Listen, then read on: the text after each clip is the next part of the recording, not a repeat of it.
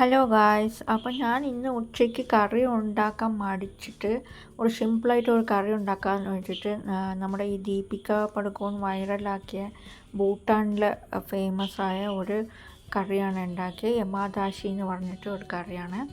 അത് ഭയങ്കര സിമ്പിളായിരുന്നു ചെയ്യാനായിട്ട്. അതുകൊണ്ട് അതിനെ ട്രൈ ചെയ്ത് നോക്കി. അപ്പോൾ ഞാൻ ഒരു ചൂടായ പാത്രത്തിൽ വെളിച്ചെണ്ണ ഒഴിച്ചിട്ട് ഒരു 10-15 വെളുത്തുള്ളി അരിഞ്ഞതും ഒരു 10 പച്ചമുളക് രണ്ടായിട്ട് മുറിച്ച് അരിഞ്ഞതും നന്നായിട്ട് വഴറ്റിയെടുത്തു.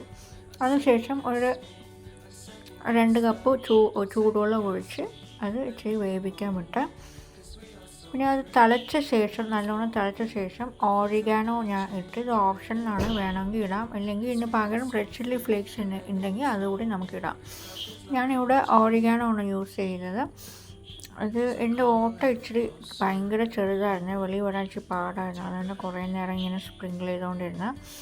പിന്നെ കുറച്ച് ഓറിഗാനോയും ചേർത്തു. പിന്നെ അതും കൂടി ഇളക്കിയിട്ട് അതിൻ്റെ കൂടെ കുറച്ച് ഉപ്പും കൂടി ചേർത്തിട്ട് മിക്സ് ചെയ്തിട്ട് പിന്നെ അത് നല്ലോണം തിളപ്പിക്കാൻ പറ്റുക. അതിങ്ങനെ കുറച്ച് നേരം തിളപ്പിച്ച ശേഷം 2-3 സ്ലൈസ് ചീസ് ഇടാം. ഞാനിവിടെ 3 സ്ലൈസ് ചീസാണ് ഇട്ടത്. ചീസ് ഇട്ടിട്ട് നല്ല കുറുകി വരുന്നവരെ നല്ല തിക്ക് കൺസിസ്റ്റൻസി ആവും.